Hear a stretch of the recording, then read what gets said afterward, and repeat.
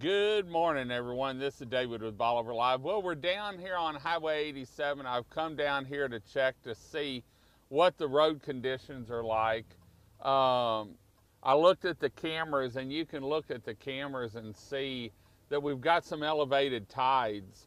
And so with the weekend, we've already been getting, because of the rain, been getting some questions about Highway 87.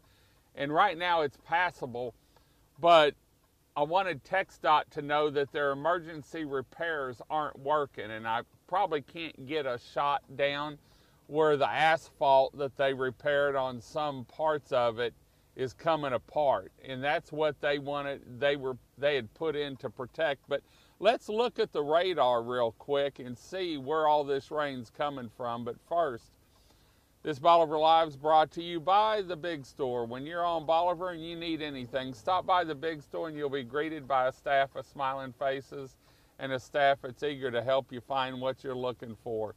If the Big Store doesn't have it, chances are you really don't need it. And we've got clue number 4 coming up here in just a second. But let me pan around and see if I can get the camera down and show tides up to the highway. There's about a 2-foot drop to where the water actually is. But along the wall, my camera, I'm gonna have to get a new camera. Anyone want to donate for a new camera? You can see where the asphalt's coming through, and I don't know if you can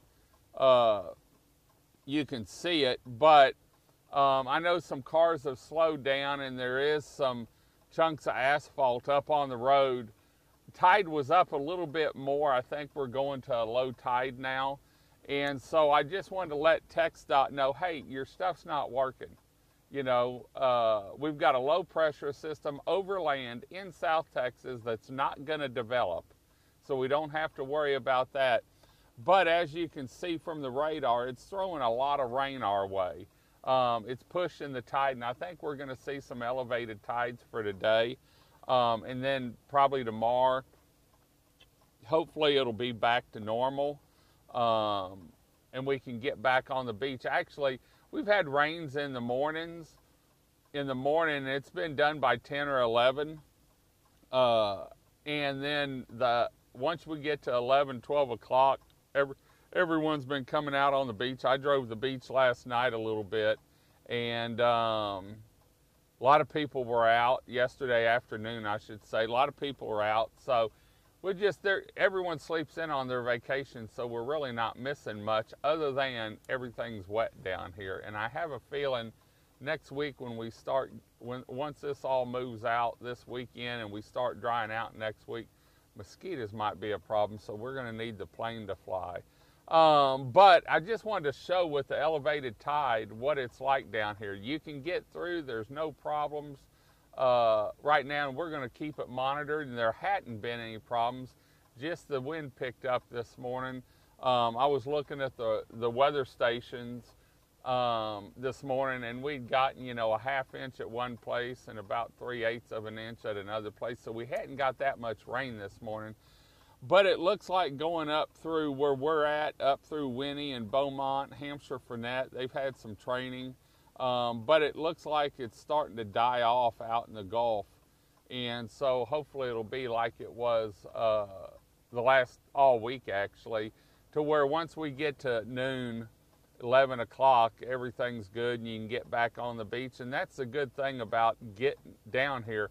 Once it stops raining, it's not like a campground or something. You can go down to the beach and it's beautiful down there.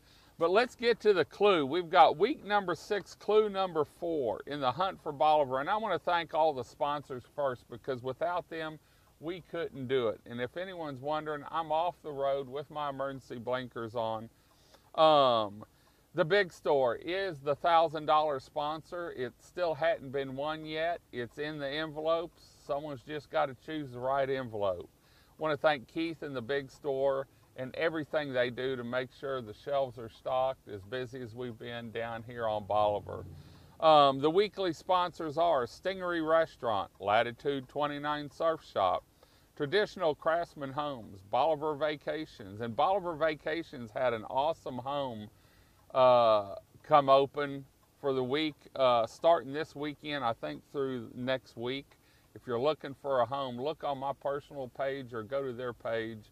It's one of the newer homes, I believe. So anyway, Island Time Designs, Crystal Beach, Texas Rentals, Blue Wave Vacation Rentals, Aaron and Franklin Strong Home Protection Program, Crystal Beach Community Church, Jaybird's Tropical Treats and Eats, Coastal Outdoors Group, and BolivarLiveRadio.com. Week 6, Hunt for Bolivar, clue number 4, Friday, July 9th. Reflect back on past hunts and think to the right. Reflect back on past hunts and think to the right. Now, we put these clues up in the Bolivar Tourism Center, and we suggest you go by and take a picture of it so that you have it as you're out hunting. We do play with words, and we may give a clue out in one of our other live feeds later today or tomorrow until it's found. Here it is Friday. Bolivar hasn't been found, and he's ready to be found. I'm sure he's wet by now. Week 6, Hunt for Bolivar, clue number 4, Friday, July 9th.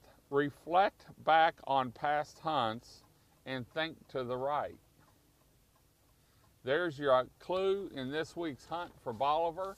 We'll put it up in the window here pretty soon. Highway 87's passable.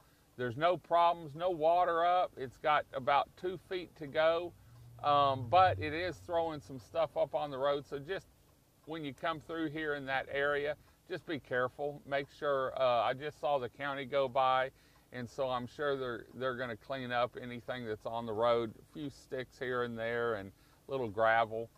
But just watch it. On high tides today, we may have, some spray or something, but everything's looking good. But TxDot, we're coming into our busy hurricane season.